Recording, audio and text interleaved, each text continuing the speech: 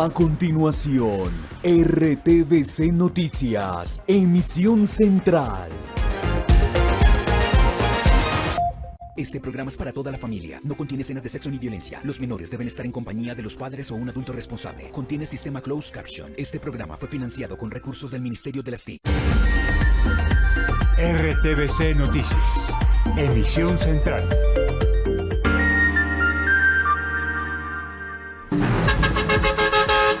Frontera abierta. Después de 7 años, se restableció el paso de camiones en el puente Simón Bolívar en norte de Santander. El presidente Gustavo Petro, el canciller Álvaro Leiva y varios ministros del gobierno colombiano encabezaron los actos protocolarios aquí en el paso binacional. Cubrimiento especial de RTVC Noticias.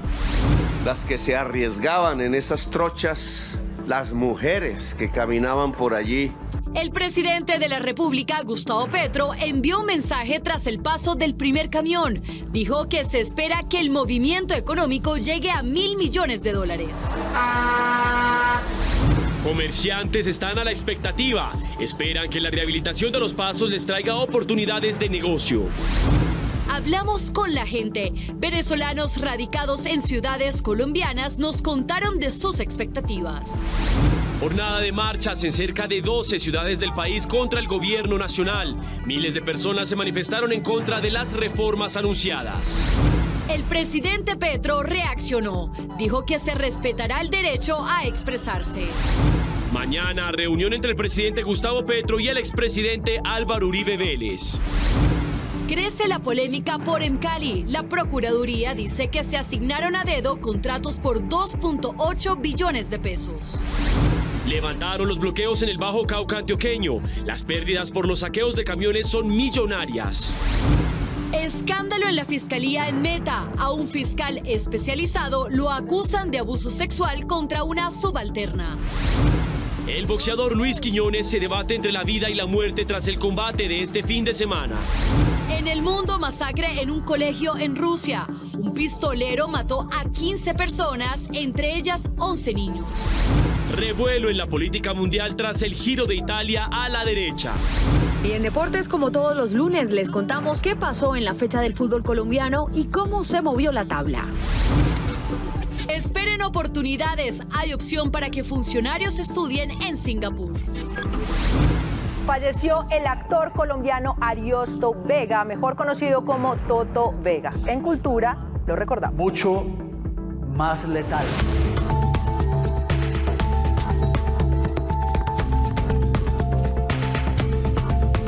Muy buenas noches. Después de 7 años de cierre, hoy fue restablecido el paso por la frontera entre Colombia y Venezuela. Los actos simbólicos se llevaron a cabo en el puente Simón Bolívar, donde estuvo el presidente Gustavo Petro. Se espera que el paso de los primeros camiones con carga sea el inicio de la gran reactivación. Cobertura especial de RTVC Noticias. Vamos inmediatamente allí, al puente Simón Bolívar, con John López. John, ¿qué dijo el mandatario de los colombianos? Muy buenas noches. Hola Mateo, muy buenas noches. Sí, mire, el presidente Gustavo Petro dijo que esta era una fecha histórica para las dos naciones, sobre todo por lo que tiene que ver con la reactivación del tema económico y comercial. El presidente Gustavo Petro destacó varias situaciones en medio de la apertura de la frontera aquí en el puente internacional Simón Bolívar. Una de ellas, la naciente relación de hermandad con el vecino país, pero también lo que podría significar el incremento en materia de exportaciones de bienes manufactureros. Además, en medio de su discurso, el presidente Gustavo Petro entregó dos noticias muy importantes que además fueron muy bien recibidas tanto por colombianos como por venezolanos. La primera de ellas, la que sería la pronta inauguración del puente binacional Tienditas que comunica a Cúcuta con Ureña, y la otra cuando pidió que se agilice la homologación de los títulos profesionales de ciudadanos venezolanos en Colombia. Esto fue lo que dijo el presidente Gustavo Petro una vez se hizo la apertura de la frontera. El presidente de la República dijo que la gente será la más beneficiada con el restablecimiento de los pasos que se dieron esta mañana. Yo deseo que las primeras personas beneficiarias sean las que habitan al lado y lado de la frontera, las que se arriesgaban en esas trochas, las mujeres que caminaban por allí prácticamente dependiendo de funcionarios que incluso llegaban a cobrar peaje. El mandatario entregó cifras que sustentan los cambios que significa el restablecimiento de los pasos. Que ya no sean 400 millones de dólares, como el ministro de Comercio me dice que más o menos de contrabando van pasando con cobros de peajes durísimos por las trochas, sino que pasemos a los 1.000 millones de dólares, que pasemos, ojalá, al final de este gobierno a 4.000. Dice que el objetivo es lograr que los camiones que ahora cruzan entre Colombia y Venezuela puedan llegar hasta las Guyanas. Fundemos una embajada en Guyana, la posibilidad de que estos camiones y las personas en general puedan llegar hasta allá, en donde hoy se presenta el crecimiento económico más importante de toda América del Sur. Anunció beneficios para la población migrante. Las personas que deseen vivir en Colombia, el respeto de todos sus derechos, pasar de simplemente un carnet a una real vivencia de derechos plenos como ciudadanos venezolanos acogidos en Colombia. En el Ministerio de Educación he pedido, en el IFES exactamente, que se agilicen completamente los trámites para homologar diplomas. Las oportunidades económicas, según el presidente, son un factor de industrialización que hay que aprovechar y profundizar. Muy bien, a esta hora, a las 7:05 de la noche, quiero mostrarles cómo se encuentra la situación aquí a la entrada del puente internacional Simón Bolívar en el municipio de Villa del Rosario, donde cientos de ciudadanos siguen llegando aquí hasta este punto para pasar hacia San Antonio del Táchira en el vecino país de Venezuela. Y es que desde muy temprano, aquí justo en este punto que ustedes están observando, comenzó con expectativa la jornada de hoy de lo que sería esta apertura de la frontera con el vecino país de Venezuela. De a poco fueron llegando integrantes del gobierno nacional, llegó el ministro de Transporte, el ministro de Industria y Comercio, el canciller Álvaro Leiva, el embajador de Colombia en Venezuela, Armando Benedetti, y al mismo tiempo, del otro lado, del lado venezolano, sus homólogos hacían lo mismo, preparaban lo que sería la apertura de la frontera. Hacia las 11 de la mañana llegó el presidente Gustavo Petro a este lugar, se desplazó con su delegación hasta la mitad del puente, justo en la línea fronteriza, y allí se presenciaron los actos. Estrechón de manos, se interpretaron los himnos de Colombia y de Venezuela y posteriormente se habilitó el paso para los vehículos de carga. A las 11:30 de la mañana, este sonido acompañó el primer paso de un camión por la frontera 7 años después del cierre. Desde San Antonio del Táchira salió este camión cargado con lámina de acero hacia Colombia. A su paso, los gritos de júbilo y los abrazos entre los asistentes fueron constantes. Al frente, una bandera venezolana se abría paso. Contentos, imagínense, después de 7 años sin haber alguna actividad pues elevadamente económica, ahorita pues eso es lo que esperamos de ambos países. Del lado colombiano, el motor de otro tractocamión se ponía en marcha. Cuando pasó frente al presidente Gustavo Petro, los aplausos y saludos le dieron la bienvenida a la reactivación comercial y económica. Los transportadores volvieron en sus vehículos a ver a sus familias. Desafortunadamente, con la cerrada de esa frontera, pues nos tocó irnos al interior del país, a demorarnos mucho tiempo en venir a su casa, a todos. Todo fue muy duro, pero bueno, ya con la bendición de Dios puede hacer que esto ya se arregle.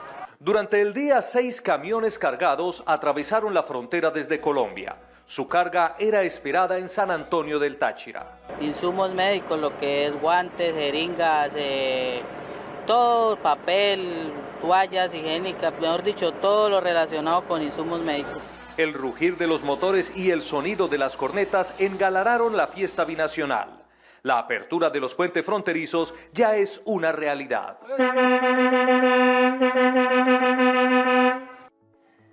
Veamos en las regiones cómo se recibió esta noticia. En la capital de Santander, los comerciantes ven en la reapertura de la frontera nuevas oportunidades de mercado. Joana Niño, buenas noches. Carolina y televidentes, muy buenas noches. Pues muy positivos están los comerciantes de Santander con la reapertura de la frontera. Algunos porque van a recuperar ese mercado que una vez ya tuvieron y otros porque apenas lo van a conquistar. Lo que sí esperan es el apoyo tanto del gobierno local, departamental y nacional para poder lograr exportar sus productos. El ritmo de los 12 trabajadores de esta fábrica se triplicó en las últimas horas. El anuncio de la reapertura de la frontera obligó a acelerar las manos porque hay que tener lista la mercancía que después de años volverá a ser vendida en Venezuela. Con esta apertura lo que se brinda es que la gente genere más empleo en la venta y en la distribución del producto. Entonces eso sería muy importante para nosotros como empresarios y emprendedores. Poco a poco empiezan a acumularse las cajas llenas de calzado y como Alex hay decenas de empresas que verán de nuevo sus productos pasar la frontera. Si me dicen ya qué tiene hecho, pues se miraría a ver qué se puede producir en el momento y claro, de una se exporta por ahí 100, 200, 300. Lo importante es que la gente de Venezuela conozca nuestro producto y se enamore del producto colombiano. La reapertura de las fronteras también trae ilusión de progreso para los empleados de las empresas, quienes esperan mejorar su situación económica. Es una gran noticia para todos los que trabajamos en este gremio, pues no solamente eso, sino todos en general, porque hay mayor trabajo, más productividad. El ritmo de trabajo seguirá creciendo porque la apertura de los puentes abrirá la posibilidad de que sus productos sean conocidos en Venezuela. A pesar de que el embajador de Colombia en Venezuela, Armando Benedetti, aseguró que el primer vuelo procedente de Caracas aterrizaba hoy en Bogotá, el vuelo nunca se programó y el avión no despegó. Ni las autoridades aéreas de Colombia ni las venezolanas confirmaron una fecha específica para que esto ocurra. Entre tanto, el primer vuelo desde Colombia hacia Caracas será el próximo 4 de octubre a través de la aerolínea Wingo. Volvemos al puente Simón Bolívar con John López. John, esas personas que vemos pasando detrás de usted, ¿están entrando a Colombia? Muéstrenos de nuevo, por favor. Sí, mire, estas personas que ustedes están viendo allá al fondo están saliendo de Colombia, ingresando a territorio venezolano. Muchas de ellas son personas que viven allí en Venezuela, muy seguramente en San Antonio de Táchira, pero que a diario vienen hacia territorio colombiano, Villa del Rosario, a el municipio de Cúcuta o el municipio de Los Patios, incluso a realizar y a desarrollar sus actividades diarias, sus actividades laborales, muchos de ellos también estudiantes, y justo esta es la hora en que terminan de realizar toda su rutina del día y llegan hasta acá, hasta el puente internacional Simón Bolívar, para poder pasar a territorio venezolano, a San Antonio de Táchira, donde los esperan sus familias y donde los esperan su vivienda como tal, porque es precisamente allí donde residen. También hay expectativa, quiero contarles a todos ustedes, por gran parte de estas personas que están pasando de Colombia a Venezuela, y es por el tema económico y el tema comercial. Los gremios y los representantes del comercio pues tienen una expectativa muy alta de lo que pueda ocurrir con esta apertura de la frontera, y es que desde el mismo gobierno colombiano pues se ha dicho que en lo que resta de este año 2022 se espera que aquí en esta zona de frontera, en Villa del Rosario y en San Antonio de Táchira, así como en Ureña y en la ciudad de Cúcuta, se pueda mover, al menos en materia comercial, alrededor de $1.000 millones. El presidente Gustavo Petro se refirió a este tema económico diciendo que ojalá este puente donde estamos ubicados, el puente de cemento, en sus palabras, sea el inicio del progreso de estas dos naciones.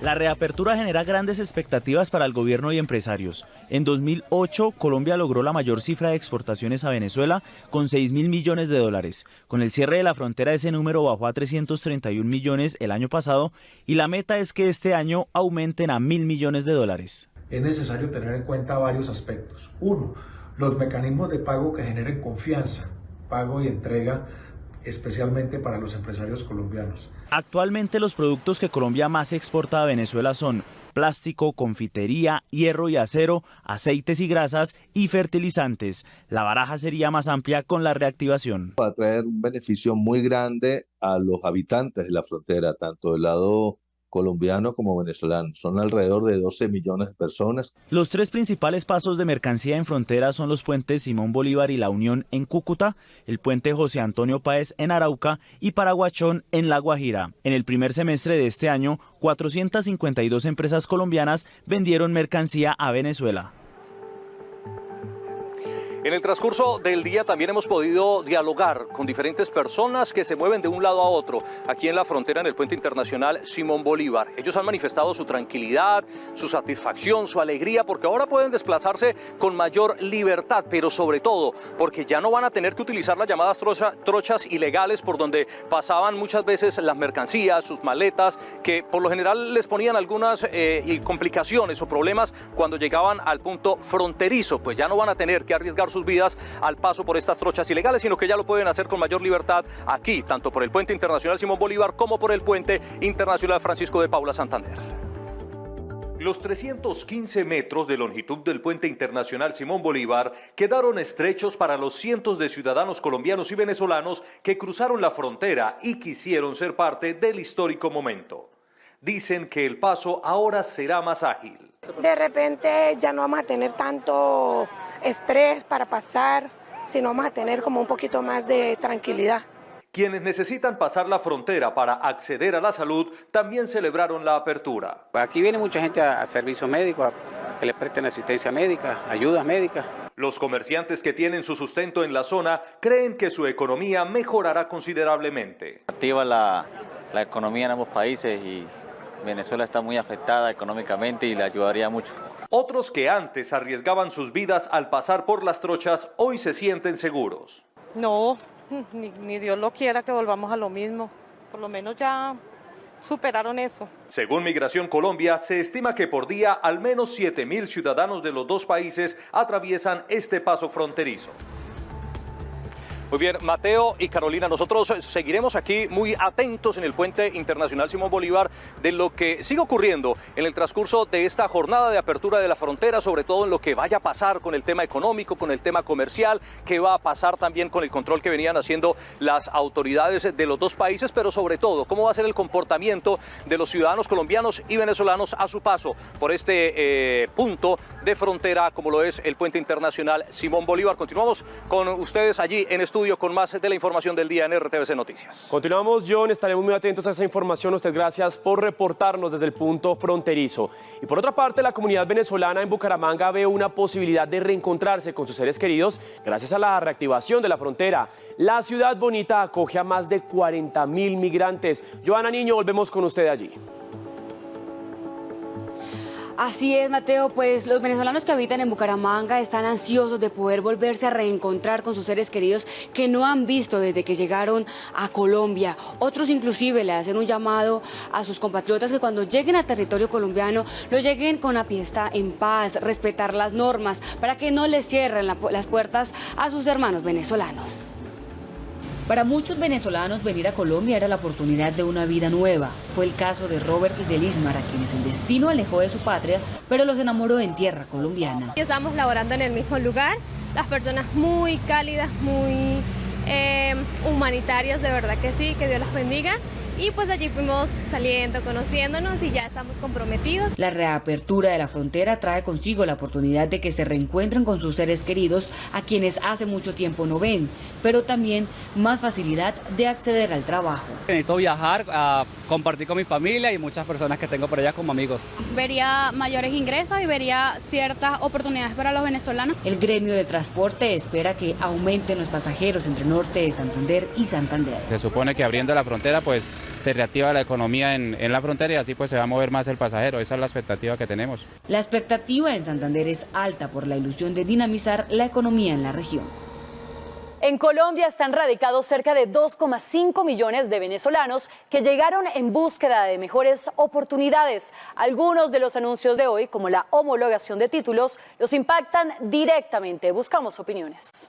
En Bogotá reside el mayor número de venezolanos. Llegaron desde hace 10 años a Colombia cuando comenzó el éxodo de los habitantes del vecino país. Según Migración, en la capital hay unos 500.000 y viene una oportunidad de mejora económica con la reactivación de la frontera. Muchas veces Colombia se benefició de Venezuela en ciertos productos, como Venezuela también se beneficiaba de algunas cosas de Colombia. Bueno, porque uno no corre peligro. En Valle del Cauca hay 193.000 venezolanos en búsqueda de mejorar su calidad de vida. En esa zona también están a la expectativa. Porque por una parte ya no nos tocaría tener que entrar o salir por trocha. Buenísimo, estamos muy contentos los venezolanos que hayan reactivado otra vez el puente. En Medellín y en Barranquilla coinciden con esa idea. Creo que eso hace un poquito más fácil, ya no tenemos que estar pagando como para pasar por trocha. Mi familia, por ejemplo, no ha viajado a Venezuela por el hecho de que para viajar uno tiene que pasar por la trocha. Según el DANE, en principios de 2022, el 85% de la población venezolana en Colombia tuvo dificultades para tener un trabajo pago.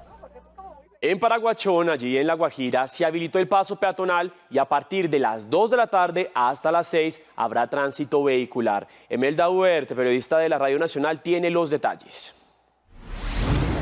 Y luego de los anuncios del presidente Gustavo Petro en la ciudad de Cúcuta, en el departamento de La Guajira, exactamente en el corregimiento de Paraguachón, las autoridades se han pronunciado. Han solicitado que se establezca una política pública binacional que permita atender las necesidades de los pueblos de la zona de frontera. Pero además, el alcalde de Maicao, Mohamed Dazuki, en específico, ha hecho un llamado enérgico a ambos presidentes. Todos los ciudadanos venezolanos y colombianos podemos transitar libremente en una zona de frontera donde existe hermandad y compadrastro.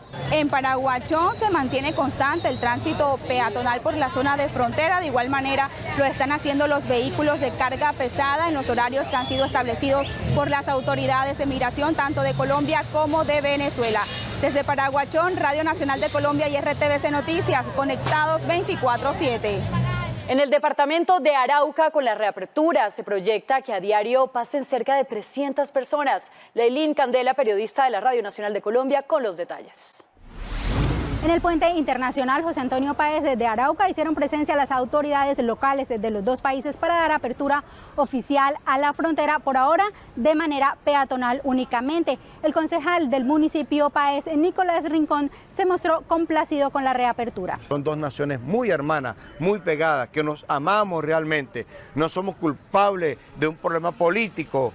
Entre tanto, la gobernadora encargada de Arauca, Indira Barrios, dio a conocer que ya se hizo la solicitud formal a las autoridades del vecino país para que permitan el tránsito de las ambulancias entre Arauca y Cúcuta por territorio venezolano. RTVC Noticias y Radio Nacional de Colombia, conectados 24/7. Los gremios del Catatumbo ven en la reapertura una oportunidad para la exportación de productos agrícolas. Este es un informe de Anthony Pacheco, periodista de la Radio Nacional. Estas estrategias fueron evaluadas ante la Cámara de Comercio de la Mercosur, en donde también se estuvo atento del tema relacionado a las exportaciones. Para un exportador colombiano, y hablemos específicamente de la proteína blanca, hablemos de huevo y de pollo, va a ser mejor negocio venderla a Venezuela que vender aquí en mismo norte de Santander, porque el hecho de que cuando yo exporto a Venezuela, automáticamente el gobierno me devuelve el 19%, y segundo, Venezuela me va a pagar en dólares. Entonces va a ser más atractivo para un exportador o un comercializador venderla a Venezuela que vender a norte de Santander. Y eso puede generarme a mí un proceso de desabastecimiento en el departamento y un proceso de inflación estacionario aquí en el departamento. También recalcó que Venezuela necesita reconstruir su economía y que esperan que los comerciantes del norte de Santander sean los principales proveedores para dicha reconstrucción. Veamos reacciones en Venezuela. El presidente Nicolás Maduro calificó el día de hoy como trascendental e histórico. Desde Caracas, el corresponsal de RTVC Noticias, Pedro Flores, nos cuenta más. Cuando termina la jornada de este lunes en Venezuela, indiscutiblemente, la noticia de la reapertura de la frontera entre Colombia y Venezuela ha sido de las cosas más comentadas en este país. Ha sido, por supuesto, bien recibida en general por la opinión pública y especialmente por los ciudadanos. Consultamos la opinión de un diputado que estuvo a favor de esta reapertura. Entonces, para nosotros resulta muy positivo que se vuelva a abrir la frontera, que es una frontera natural de comercio binacional con una balanza extremadamente importante para ambos países. Pero no todas las opiniones son tan optimistas ni fueron tan de bienvenida, especialmente en la esfera política venezolana. No, yo lo que creo que no se nos puede olvidar en las circunstancias que hoy está Venezuela. En Venezuela no vivimos una democracia plena. Evidentemente esa frontera abierta va a ayudar a la gente, al intercambio, al comercio, al desarrollo, pero también hay que luchar porque en Venezuela podamos elegir libremente y vivir en democracia. Una de las cosas que llamó la atención fue la ausencia del presidente Nicolás Maduro en el acto, sobre todo considerando que el presidente de Colombia, Gustavo Petro, sí se trasladó hasta la frontera para estar personalmente en el acto de reapertura. Desde Caracas, Venezuela, para RTVC Noticias, Pedro Luis Flores. Miles de personas salieron hoy a las calles en al menos 12 ciudades del país para marchar en contra del actual gobierno. Se quejan de las reformas propuestas. Desde las 10 de la mañana, los manifestantes caminaron por las principales vías de las ciudades. En Bogotá, los puntos de concentración fueron en la Plaza Héroes Caídos con calle 26 hacia la Plaza de Bolívar y el Parque Nacional con mismo destino. Diciéndole no a la reforma tributaria, a la reforma electoral, a la reforma de la salud, ni de las pensiones que pretende aprobar el Congreso junto a Gustavo Petro. En menos de 30 días, mire todas las reformas que se ha inventado para quitarle la plata al pueblo. En Barranquilla el encuentro fue en el monumento Joe Arroyo y la marcha hasta el Paseo Bolívar. Ellos nos hicieron a nosotros lo mismo, nos hicieron estas protestas, nos hicieron estas huelgas con violencia. En Medellín, la marcha fue entre el Teatro Pablo Tobón Uribe hasta el Parque de las Luces. Allí un equipo periodístico de Telemedellín denunció agresiones durante el cubrimiento de la noticia. Nos empezaron a empujar, nos empezaron a tirar agua, nos empujaban y bueno, lo más importante acá es una reflexión. Esto es el derecho a la libertad de prensa. Nosotros somos periodistas. En Cali, la marcha fue desde el Parque Panamericano hasta la plazoleta Jairo Varela. Latinoamérica tiene que estar libre del populismo. En Bucaramanga, los caminantes estuvieron entre la Puerta del Sol y la plazoleta Luis Carlos Galán. Por las arbitrariedades que están tomando contra nuestra fuerza pública, contra los ganaderos, contra la invasión de tierras. En Cartagena, Cúcuta, Pereira, Montería, Villavicencio, Popayán y Urabá también marcharon. El presidente reaccionó a la marcha, dijo que siempre habrá derecho a expresarse. El ministro del Interior les dijo a quienes piden resultados que ha pasado muy poco tiempo de gobierno. Cerca de 60 movilizaciones en 11 ciudades fueron muestra del inconformismo contra varias políticas que busca implementar el gobierno de Gustavo Petro, como las reformas tributaria, de salud y el alza en los combustibles, entre otras. En su cuenta de Twitter, el mandatario de los colombianos dio un parte de tranquilidad sobre las marchas.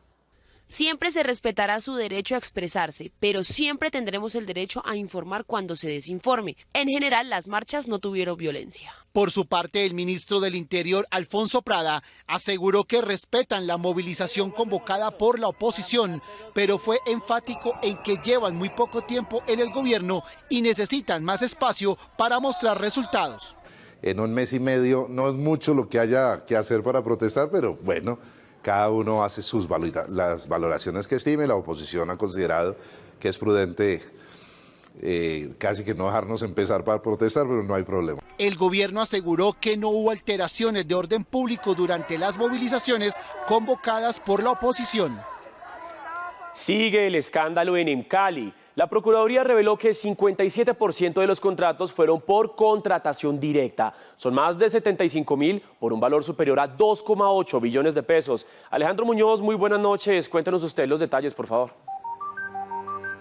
Mateo, televidentes, buenas noches. Muchos de estos contratos se hicieron para recursos humanos, para satisfacer algunas necesidades del personal del distrito de Santiago de Cali. La Procuraduría advirtió que solo en el año 2021 se usaron más de 1.5 billones de pesos para contratación directa, que representa el 78%. Y el alcalde de Cali anunció hoy que 4 funcionarios de las empresas municipales de Cali presentaron su carta de renuncia.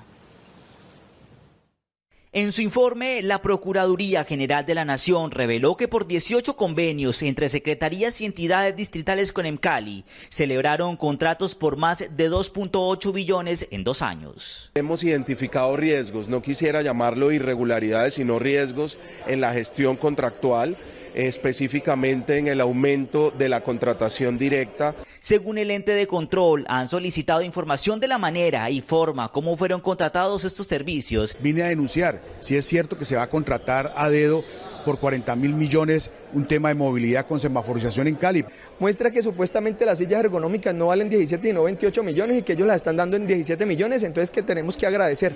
Por esto el sindicato decidió tomarse las instalaciones de las empresas municipales de Cali en Cali por los presuntos hechos de corrupción. Nos encontramos en la asamblea permanente al interior de la torre en Cali, en el piso 3 en la gerencia general, exigiendo el retiro de todos estos gerentes que están involucrados en los actos de corrupción. También llama la atención contratos con entidades de salud por valores superiores a los 519.000 millones de pesos.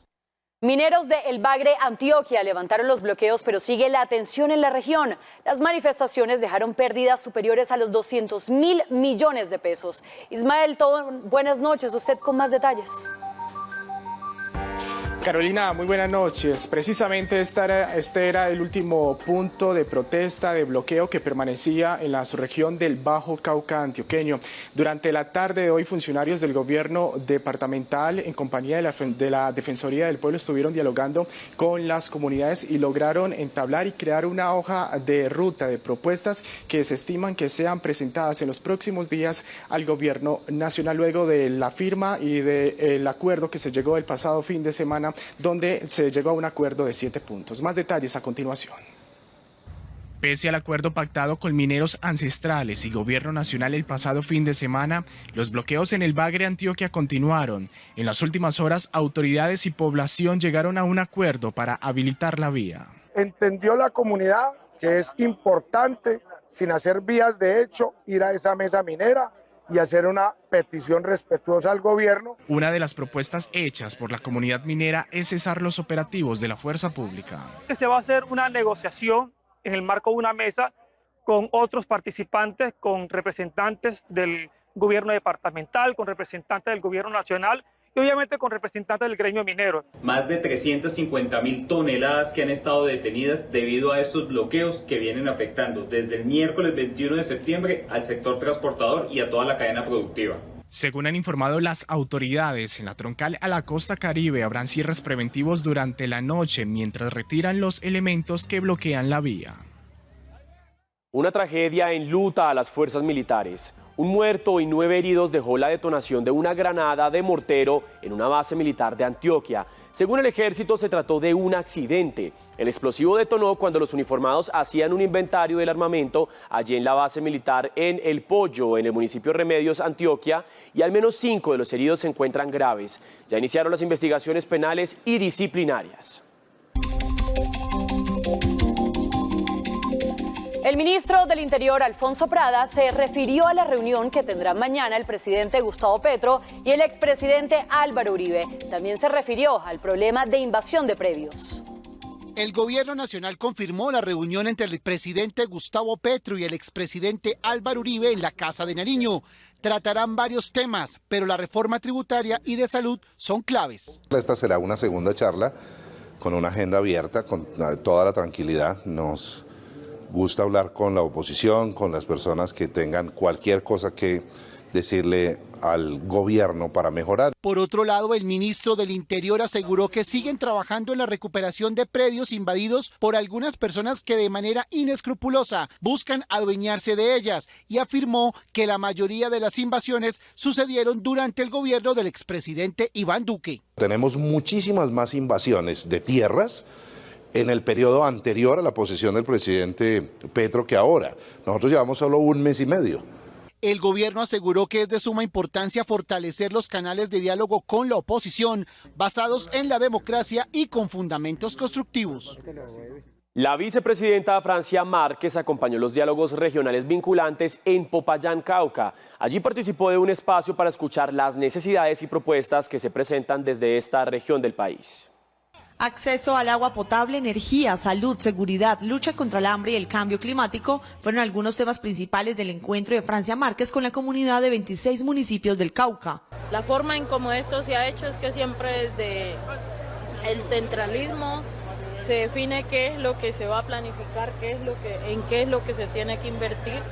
Y hoy pues la gente tiene la palabra. La vicepresidenta llamó a todas las comunidades del macizo colombiano para que participen en la construcción colectiva del Plan Nacional de Desarrollo. Aquí están las comunidades diversas, LGBTIQ+, están los negros, indígenas, campesinos, están las mujeres, están las juventudes, está toda la sociedad, están los empresarios, están los sectores organizados, están los productores. La paz total es otro de los temas de concentración para la vicepresidenta en los encuentros de los diálogos regionales vinculantes.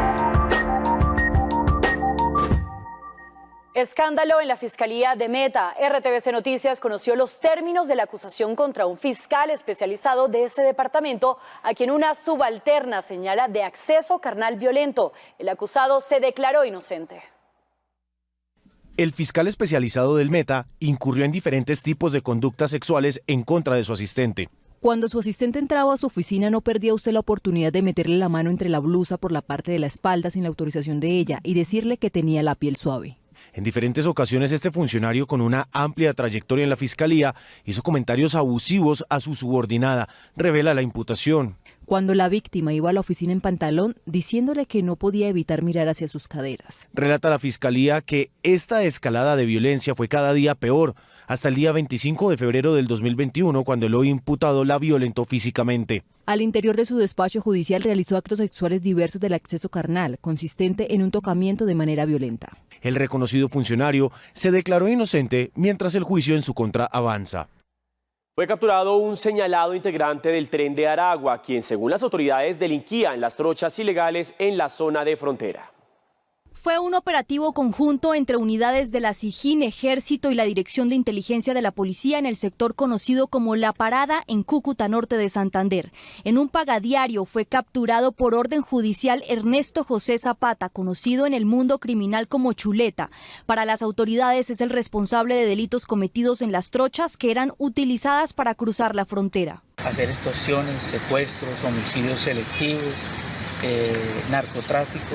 Las investigaciones además lo señalan como integrante del grupo criminal Tren de Aragua. Infundir temor a todo el ciudadano y a esas personas que de una u otra forma necesitan estar entre Colombia y Venezuela para poderse alimentar. El hombre de 33 años deberá responder por delitos como homicidio agravado y fabricación, tráfico y porte de armas de fuego.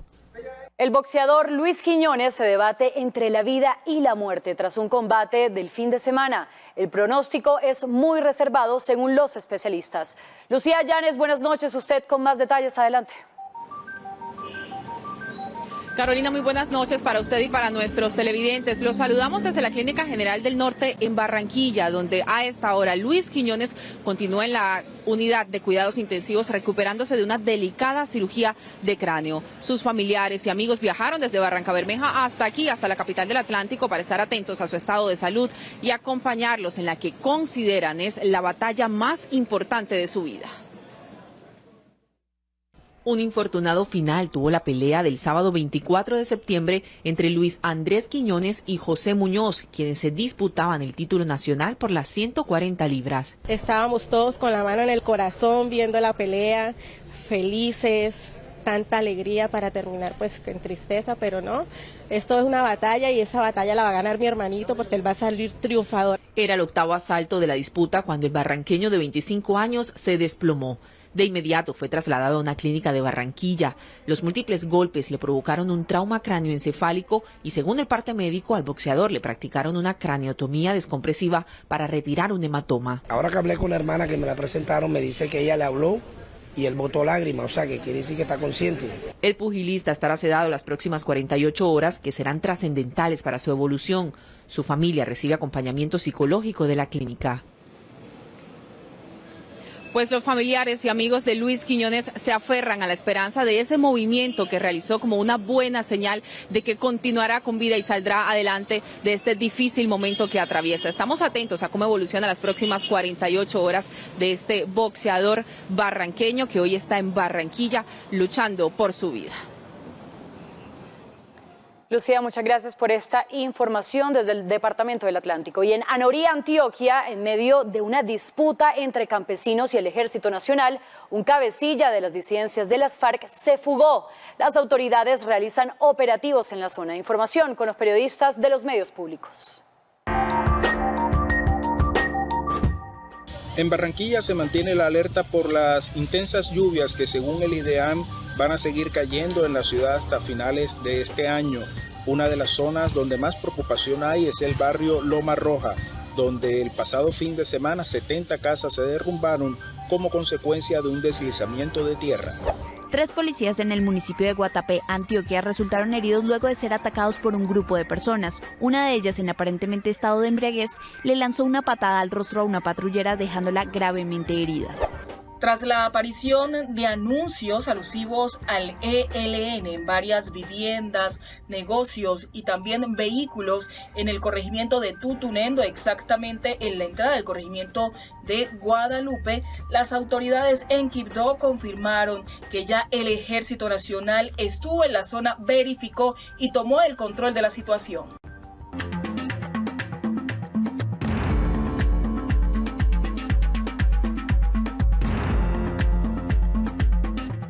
Hablemos de lo que ocurre en el mundo y comenzamos en Rusia, una masacre. Un tiroteo en una escuela dejó al menos 15 muertos, entre ellos 11 niños. El saldo de personas heridas es 23. El presidente Vladimir Putin calificó el ataque como un acto terrorista e inhumano.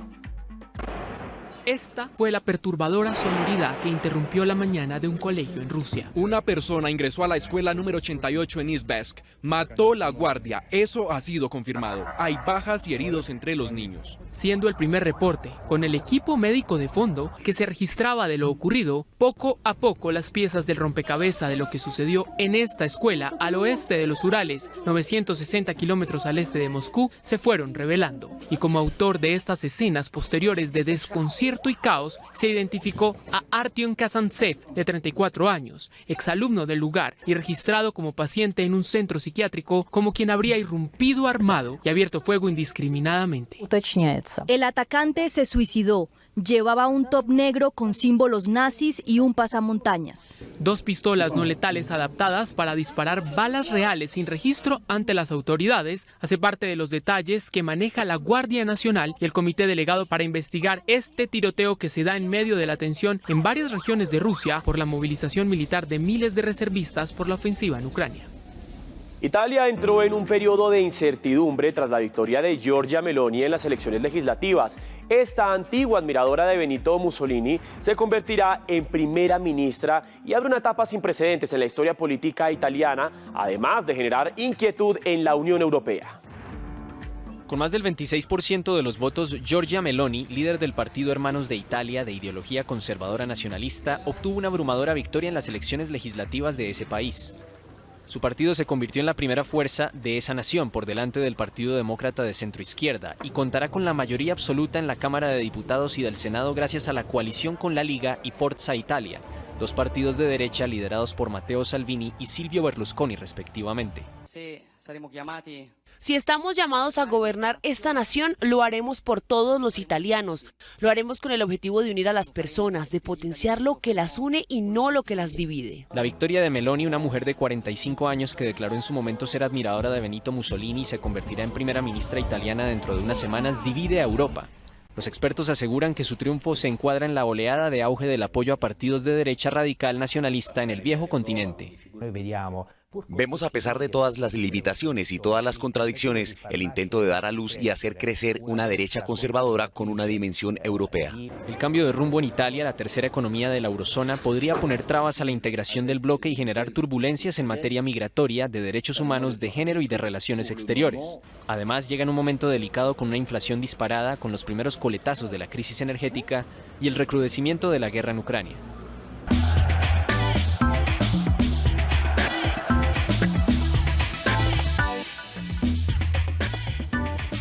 Muy buenas noches, bienvenidos a la información deportiva. Qué alegría, como siempre, saludarlos aquí desde la ciudad de Medellín. Hablemos de nuestro fútbol, del fútbol profesional colombiano, porque ya se disputa la fecha 14. Este fin de semana tuvimos acción de los partidos más destacados y allí los protagonistas fueron los equipos visitantes que consiguieron victoria y que empiezan a mover un poquito más esa tabla de posiciones. Algunos de ellos el Once Caldas, Medellín, el Junior de Barranquilla, el América, Pereira. En fin, aquí vamos a repasar un poco de cómo fueron esos compromisos este fin de semana.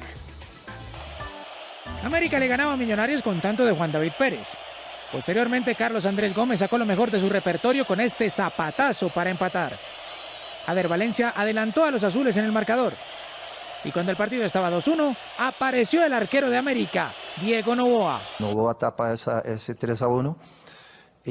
Nosotros tuvimos que dar ese paso al frente. Cerca del pitazo final, América lo empata con gol de Daniel Mosquera tras una jugada que nace de las manos de Diego Noboa.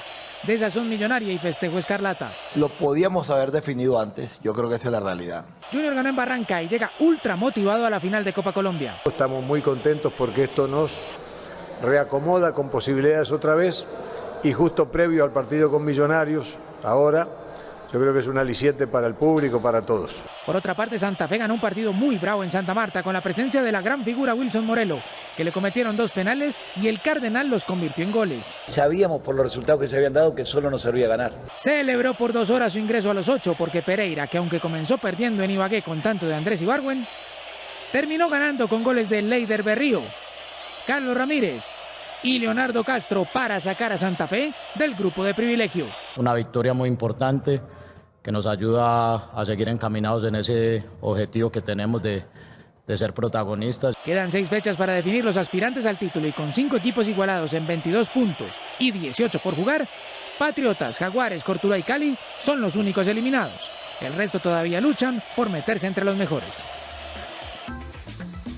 Y es momento de hablar de la selección Colombia porque mañana, martes, en Estados Unidos, la selección de Néstor Lorenzo tendrá que enfrentarse por estos amistosos de la fecha FIFA ante la selección de México. Este será el segundo compromiso en esta era del técnico argentino. Pues hoy hablaron en conferencia de prensa, como es habitual en la previa, en el día anterior a este duelo, y estuvieron justamente el entrenador y uno de los experimentados, Juan Guillermo Cuadrado. Por lo pronto les adelanto que el DT anunció que tendrá modificaciones en la nómina titular. El objetivo del equipo es ser protagonista. Lo que comienza bien podría terminar bien, así lo manifiesta el seleccionador nacional. Más allá de que en el plan de juego están las virtudes y los defectos del rival que hay que tratar de neutralizar o aprovechar, ¿no? Al frente, un rival que busca fogueo pensando en Qatar 2022 y al que Lorenzo tiene en el radar. Es rápido, tiene muy buena técnica. Tiene versatilidad, sobre todo los jugadores que juegan por banda son muy ágiles para cambiar de posición o para doblegar. Justamente estando en suelo estadounidense, que será mundialista en 4 años, la reflexión es trabajar para volver. Paso a paso, teniendo en cuenta los objetivos y obviamente acoplarnos al plan de juego que tiene el profe. Este martes Colombia seguirá buscando esa idea de juego, pensando en México, Estados Unidos y Canadá 2026.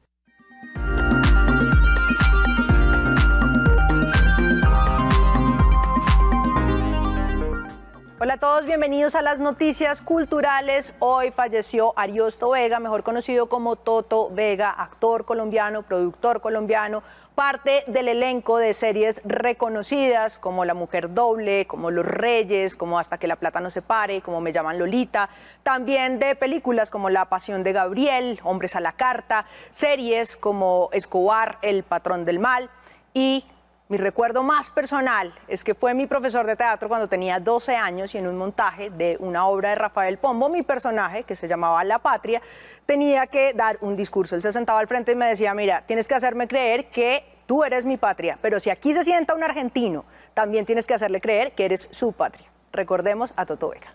Mejor cortometraje. Estos fueron los últimos momentos de Toto Vega. El actor falleció a sus 52 años de manera súbita, al parecer por un infarto durante el cierre del Festival de Cine Verde de Barichara, que él, junto a su esposa Nórida Rodríguez, creó y dirigió en Santander. La próxima vez tiene que tener más paciencia. ¿Sí? Su deceso fue confirmado a las 12:12 de la madrugada a través de la cuenta de Twitter del festival. Más letal que el plomo.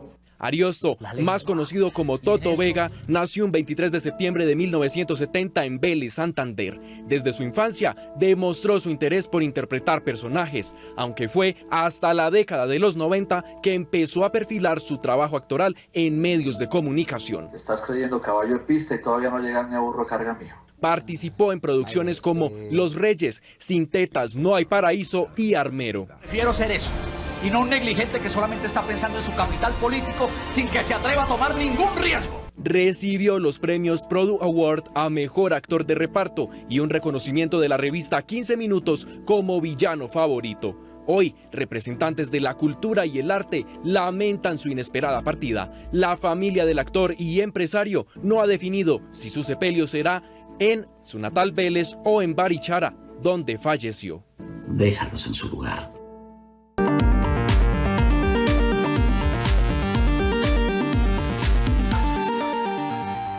Continuamos con más noticias. Últimos días para los acuerdos previos a la discusión en el Congreso de la reforma tributaria. El monto de recaudo sigue en el centro de los debates. Luisa Barberi, muy buenas noches. Adelante usted con la información. Mateo y televidentes, muy buenas noches. El senador Gustavo Bolívar y otros congresistas de las comisiones económicas se reunieron durante la tarde con el presidente Gustavo Petro para hablar precisamente sobre este tema. Pues según Bolívar, ya se tendría un consenso con las bancadas de gobierno para tener un recaudo de 20 billones de pesos. Pero según Bolívar, el presidente Petro le dijo que este monto no se podía bajar, el monto inicialmente planteado de los 25 billones de pesos. Por otro lado, el ministro de Hacienda también habló de este tema y dijo que se estaría estudiando bajar el monto inicialmente planteado para la reforma tributaria.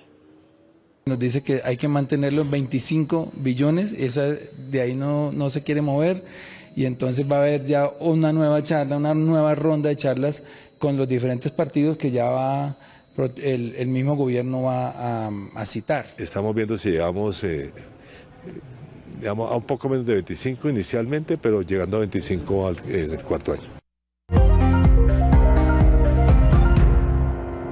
El precio del dólar subió 71 pesos y cerró a 4.497 pesos. El precio interno de la carga de café subió 37.000 pesos, quedó en 2.367.000 pesos. A 2.034 pesos cerró la cotización de la acción de Ecopetrol. El título sigue cayendo en la Bolsa de Valores de Colombia. Alcanzó su máximo histórico desde noviembre de 2020.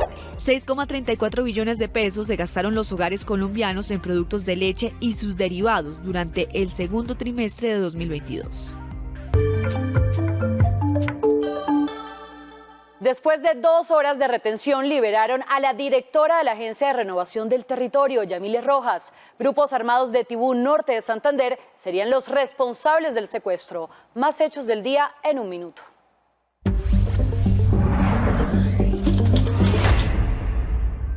La Comisión Interamericana de Derechos Humanos analiza el caso del homicidio de Jaime Garzón ocurrido en agosto de 1999. La idea es establecer si existió responsabilidad del Estado colombiano. A la cárcel enviaron a 5 personas señaladas de almacenar cocaína y ocultarla en contenedores de alimentos y textiles que tenían como destino Norteamérica y Europa. Los procesan por tráfico, fabricación o porte de estupefacientes agravado. Las autoridades capturaron a Jaime Alejandro Zafra, solicitado en extradición por Guatemala por tráfico de armas y municiones. La investigación permitió identificar una ruta de tráfico de armas que comenzaba con la compra ilegal en Estados Unidos y luego pasaba a Guatemala para el posterior envío hacia Medellín. En el retorno Guaviare, el ejército capturó a 3 sujetos, entre ellos alias Jairo, quien sería uno de los responsables del homicidio del teniente de infantería de Marina, Cristian Rangel Hernández, sucedido en 2021. En un operativo de allanamiento en la localidad de Santa Fe, en Bogotá, capturaron a 7 integrantes de la banda Los Tigres e igualmente incautaron 2 armas de fuego.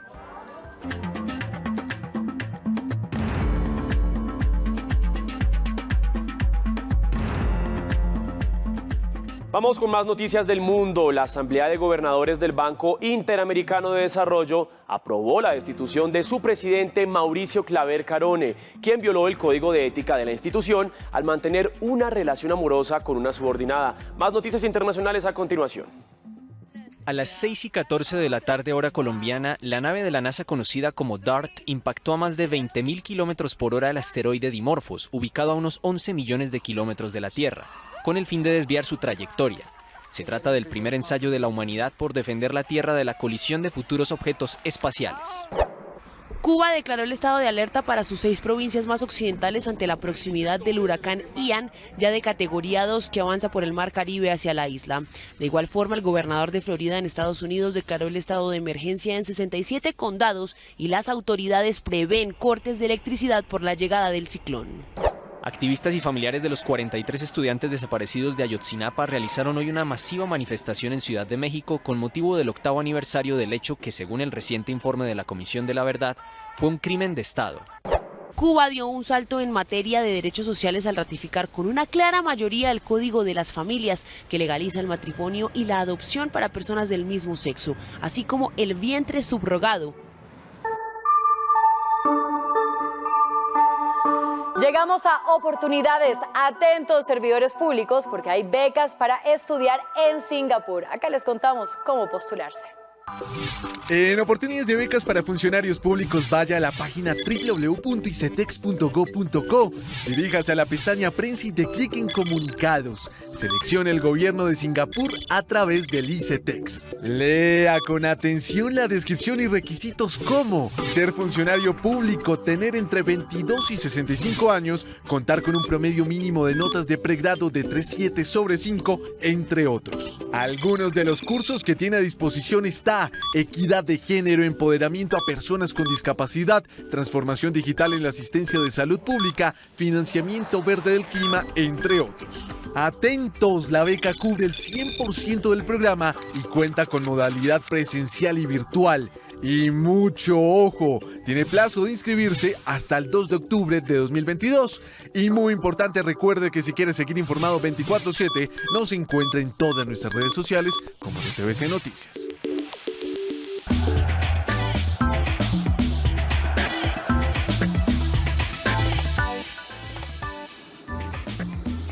Y seguimos con más información deportiva aquí desde la ciudad de Medellín, conectando las regiones. Y vamos con una noticia positiva, porque por primera vez en toda su historia, la Selección Colombia de Parálisis Cerebral de Fútbol Adaptado, Fútbol 7, va a competir en un mundial de esta categoría. Y esto pasará y está ocurriendo ya en Italia. ¿Por qué es importante? Pues porque es primera vez, porque estamos haciendo historia, porque se apoya el deporte y además todo lo que se consiga en este torneo va a tener puntos para sumar al ranking mundial y además poder tener también, ¿por qué no?, un cupo a los Juegos Panamericanos o Panamericanos que se van a disputar en Chile en el 2023. Nosotros a continuación hacemos esta crónica, esta historia de estos jugadores que nos van a representar, por supuesto que muy bien.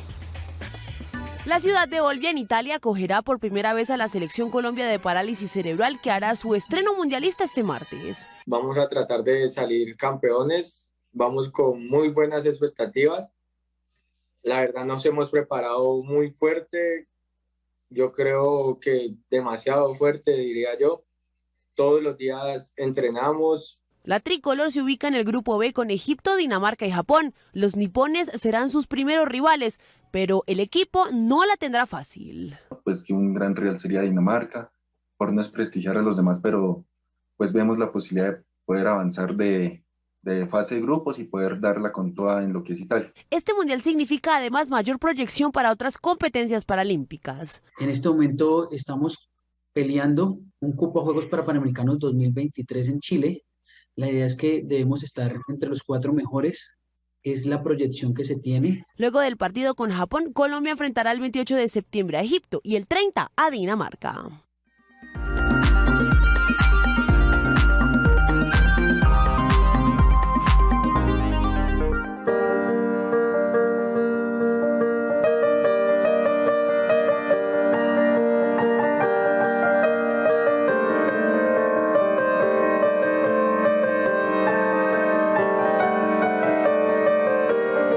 Ya les había contado que Mozart gastaba más de lo que se ganaba.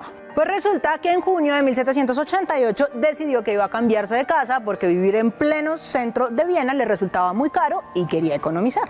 Comenzó buscando algo más pequeño en los suburbios de Viena, pero como era completamente impedido al momento de ahorrar, terminó alquilando el lugar más caro que encontró en el distrito de Alsergrund. Así que el trasteo resultó ser a un apartamento de 7 habitaciones, jardín y vista al Danubio.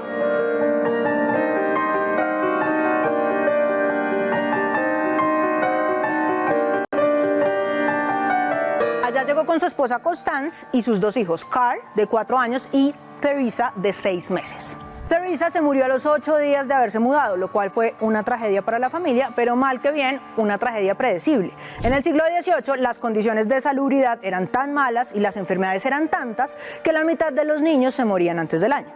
Les cuento esto para que no se queden en el duelo de los Mozart y pierdan de vista el punto de esta historia. Lo cierto es que entre la casa carísima, el funeral de Teresa y la rapidez con que se había gastado la plata de su último encargo, que había sido la ópera Fígaro, Mozart, para variar, estaba en bancarrota. Entonces hizo lo que sabía hacer siempre. Llamó a su amigo masón, Michael Punchberg, y le dijo: "Man, necesito plata". Punchberg pensaba que Mozart era un genio y que todos los lujos que se daba eran necesarios para que siguiera su vocación y pudiera concentrarse en su música.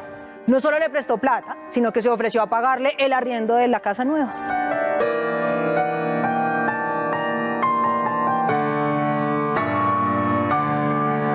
En la casa de Alsergrund y sin preocupaciones de plata, Mozart tuvo uno de los periodos más productivos de su vida.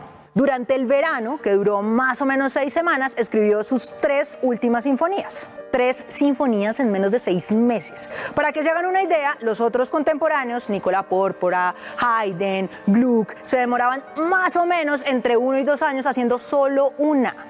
Esas 3 sinfonías de Mozart fueron la 39, que terminó el 26 de junio, la 40, que es esta y que terminó el 25 de julio, y la 41, apodada Júpiter, que terminó el 10 de agosto. No hay evidencias de que las haya podido presentar. Al parecer, los primeros montajes ocurrieron después de que se había muerto.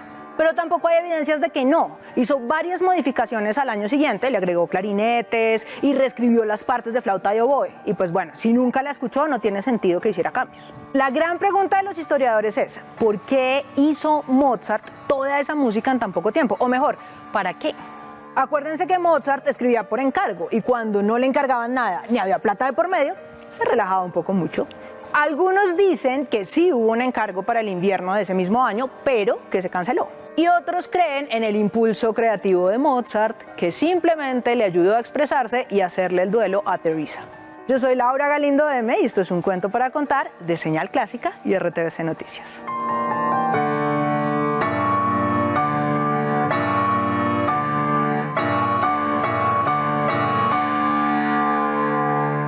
Piano y música clásica para despedir esta emisión de noticias. Carolina, ¿usted cómo le va con la música clásica?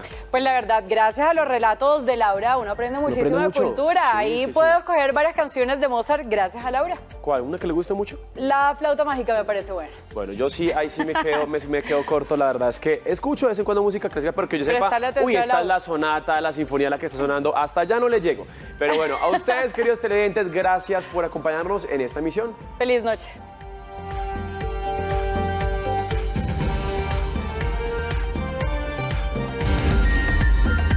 RTVC Noticias, emisión central.